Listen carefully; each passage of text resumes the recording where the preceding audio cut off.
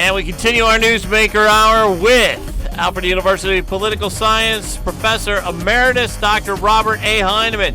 Good morning to you, Brian. Indeed. Starting out with SpaceX, the anticipation was building, and then it did not happen. Well, I think it's scheduled again for tomorrow, but we'll see. We want them to take off safely. Well, you probably don't know this, but the Challenger disaster, one of my students was one of the 10 selected to go on the Challenger space flight. He was, of course, not selected. What was her name? Aftuck or Altuck or anyway. The one I remember was Krista McAuliffe. McCall, okay. She was the one, and of course the thing, and all the rest of them were down there when it took off, and were there when it exploded. It was pretty sad. But at any rate, at this point, the SpaceX effort is historic. I mean, there's no two ways about it. The idea that we're going to let private industry begin to undertake flights with human beings transported is an incredibly important step in this whole effort in terms of space.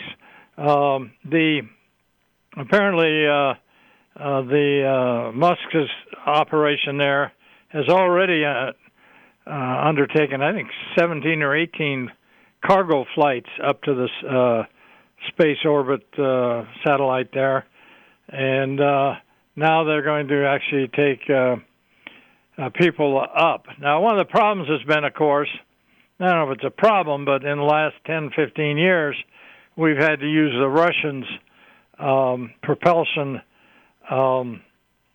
rockets to get us up there. We've basically given up on these major propulsion efforts in terms of rocketry. And so what we've done here now... What do you think of mixing the private sector in with the whole NASA thing? Well, I think it's very important. I think it gives a lot more flexibility in the effort, and you get a lot more creativity. And I think, frankly, private enterprise can move a lot more quickly than a lot of these government agencies. Not that some of them aren't good, but some of them aren't particularly well-equipped to move quickly. The problem with these private enterprises, of course, you get situations like with Boeing, where they changed the management leadership, and everything went into a total kind of tailspin. So you do run into those problems, but as long as Musk and his efforts there maintain their aim toward efficiency and effectiveness, I think it definitely is a real plus. And the other thing is, in terms of competing, say, with the Chinese or the Russians, I can't see the Chinese telling some private industry, here, go off and fire up a few rockets for us. I mean, they just don't want that to happen. So it does give us, I think, a few steps ahead in that respect, too. Okay, this whole idea of mail-in voting, Dr. Bob, there's been all kinds of objections from the conservatives. The Democrats are pushing it. What do you think? Well, I think the conservatives are wrong. I think there's considerable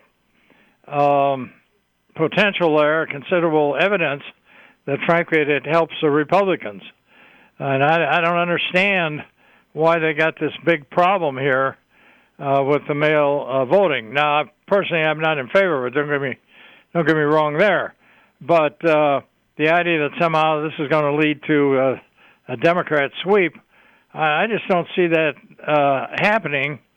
Now, it's true that there have been violations and legal violations both on the Republican and Democrat side. Back in North Carolina, I think 2 years ago, maybe a year ago, in a special election for Congress, they had some guy go around and just collect. And this was a Republican primary. Go around and simply collect, knock on doors and ask them if they had their ballot and collect them, and went around. I don't know how many he collected. and then turned them in. Now, I'm not certain he did anything. I'm not certain he tinkered with the ballots or not. But in any case, the courts threw the election out, and they'd hold another one. But, yeah, you have the possibility, I think, in some of these city areas, urban areas, and the Democrats do have a real tradition in some of these urban areas, Chicago, Philadelphia, places like that, where they pretty much control who turns out. But typically the turnout is not very high there. It's just that the margin tends to be pretty large. But here's the problem for the Democrats with the mail-in voting, and that is that, first of all, you got to have an address to send the ballot to. And if you haven't kept your address up to date with the Election Commission, you're not going to get the ballot. And of course, a lot of the supporters, I think, who the lower class types tend to be pretty transient. They're moving from one building to another, they're moving from one town to another, and they're not keeping up with what the the election commissions have for addresses. So the ballots just get kind of frittered away in that respect. Second, I think you find that a lot of these people just don't pay that much attention to the mail-in ballots anyway. And so when they, first of all, reading problems and getting the thing properly filled out and signed, and then it ends up at the Board of Elections, and they look at it, and there's problems with there. So I think that's, you got a situation in this day and age, Brian, and we mentioned it before, where we've asked our students to help with mailings. They don't know how to address an envelope. I'm not, whether it's Alfred State or Alfred University, they've never addressed an envelope. Yeah. So now you're sending out mail ballots to these people. I suppose they have pre-printed addresses on them. I don't know. But the point is, you got some people that, frankly, haven't done that much with mailing any way you cut it. Sure. And I think that gives the Republicans an advantage there. So I don't quite understand why they're getting that worked up. Now, in California, which has gone to, I guess the governor is going to go to all mail balloting, which, of course, has made President Trump angry. But the fact is, I think in California in elections, at least a third of the ballots are absentee ballots.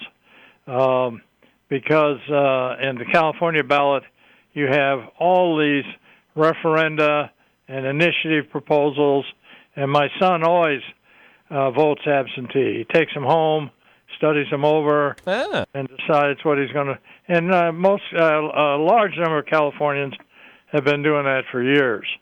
So mailing in your ballot there is not that unusual at all in California. And the reason is the voters want to take a look at what they're voting for.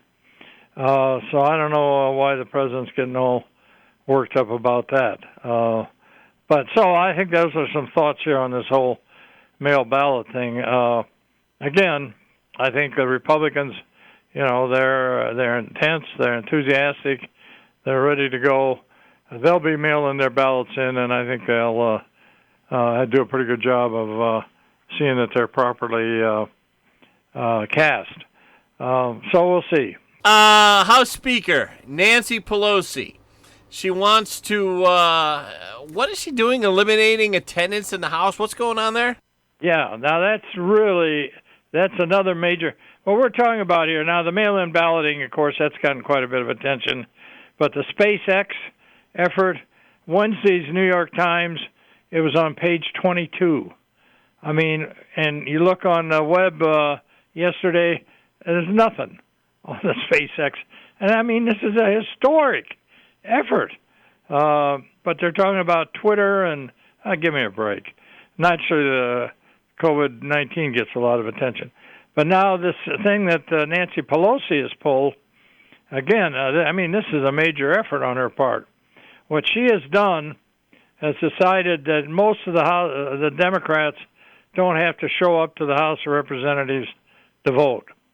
And so what they've done, she's got 22 members of the House who will show up, and the other members then each one of them will be able to cast 10 proxy votes. So if you're in California or Dallas or Alaska, and then you call into your whoever's casting your proxies, you don't have to bother coming back to Washington, D.C. to vote. And this has some real advantages for Pelosi.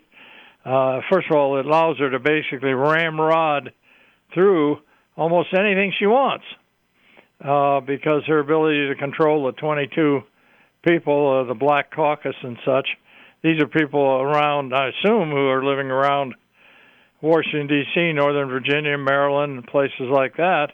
I mean, they can get down to Washington, and then they'll toss in their extra 10 votes.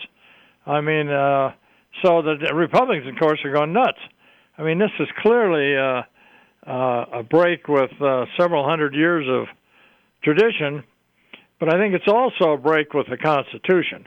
I think this will pretty clearly be challenged in the courts. I don't quite know how they're going to do that, but the arguments being made are that this makes the legislation being passed really unconstitutional, because the Constitution pretty clearly expects the members of the House to be there and voting.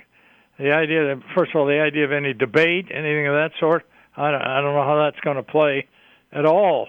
If you just have 22 people there, then each casting 10 proxy votes. But the Constitution does say that the votes in the House have to be by a majority. And that doesn't say, I don't think it says a majority of those present, but it certainly seems to assume that you'll be present in the House.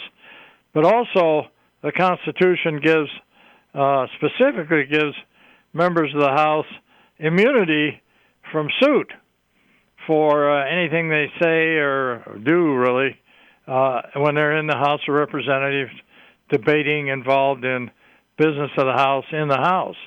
Now, how does that work when you're in Southern California or Northern New York participating in the business of the House? Do you have immunity too? I just don't see how that can work.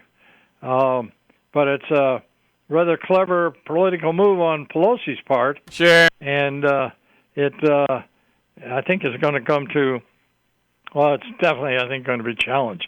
Now, her argument is, of course, well, this is an emergency, and once we get done with this session, it expires at the end of this session.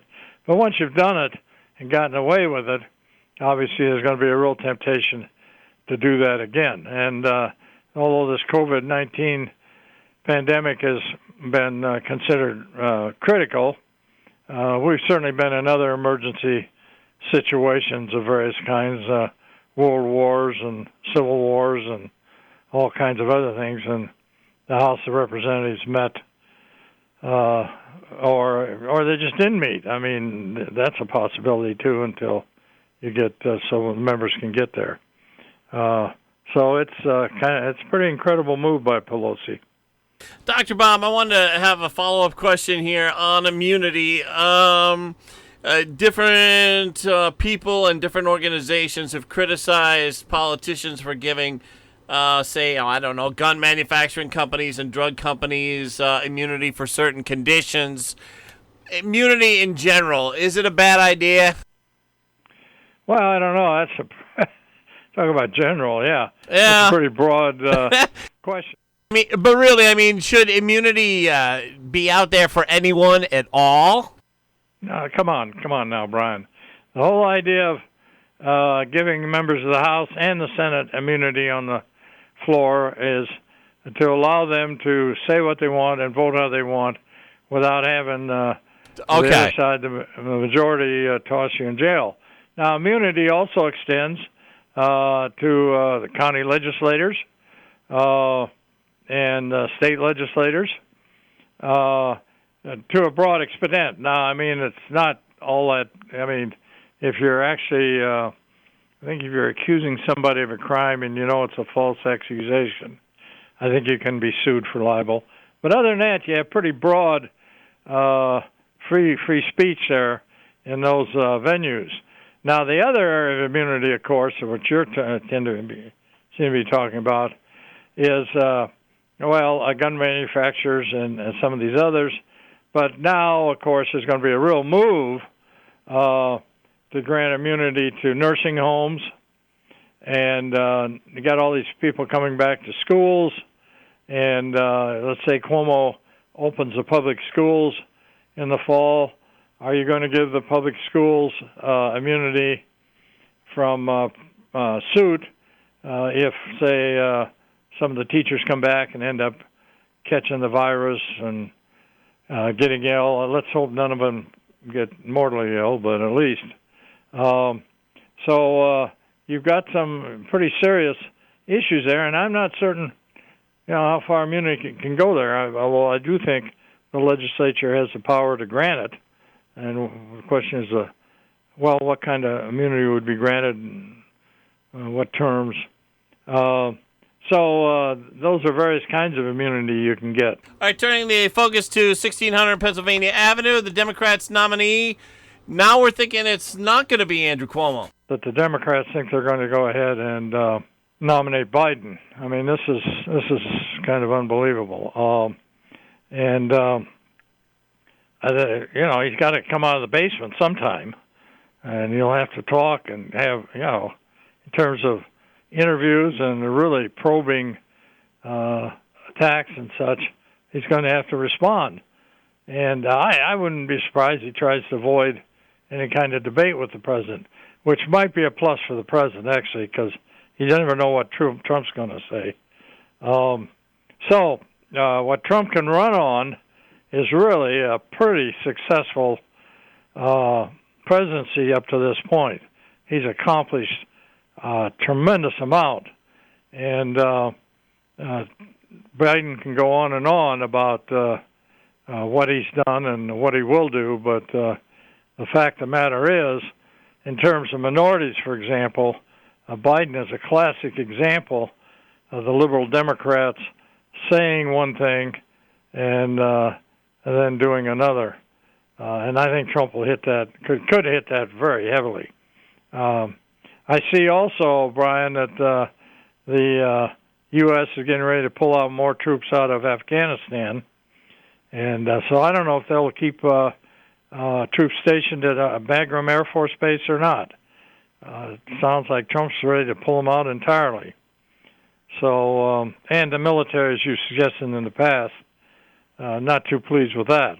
But right, Donald is he made up his mind, and he he has a point. I mean, 19 years, that's plenty of time to get out of there.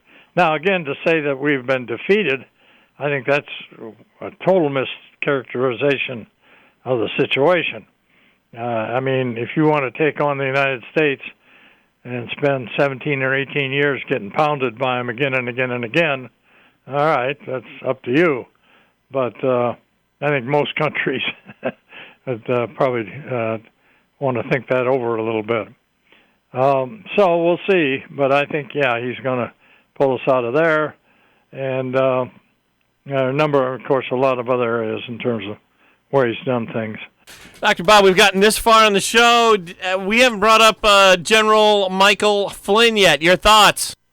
Well, I guess Thursday, Barr, maybe Wednesday, Attorney General Barr has appointed an outside attorney to investigate the unmasking and the leaking of Flynn's identity in this whole effort. And it does indicate to me that Barr thinks that there may well be room for some criminal prosecutions here. At the same time, we have this fellow Durham, who is appointed to look into the whole situation in terms of Comey and McCabe and some of these other people. But the Flynn situation, again, under the FISA, Foreign Intelligence Surveillance Court writs and such, we have the right to surveil and listen to conversations with foreign countries and such. But in those conversations, you get some American citizens in various areas communicating with them. And the unmasking comes when the identity of these American citizens is given to the CIA, military intelligence, people of that sort, for one purpose or another, which they have a right to do. But the point is that has to be kept. That's confidential. That's classified. That cannot be released. And what happened in Flynn's case is somebody released that to the public. And that is clearly a violation of federal law. And Karl Rove got himself in a lot of trouble when he mentioned, I think it was Valerie Plame or somebody of that sort, mentioned her as a former CIA agent, or maybe a current CIA agent, I don't know. But in any case, she sued him, he was prosecuted by a special counsel, etc. And it turned out he'd gotten the information legally. But he was in a lot of trouble because the thought was that he had released classified information to the public. And somebody here in the Obama administration has done the same thing. Mm-hmm. And there could be several people that are going to be could well be in serious trouble here, and justifiably so. So, again, that's moving along, and I think we'll probably get some action there here shortly. Speaking of moving along, Doc, that's what we got to do right now. Now, well, all right, Brian, if you insist. Thank you. You're welcome.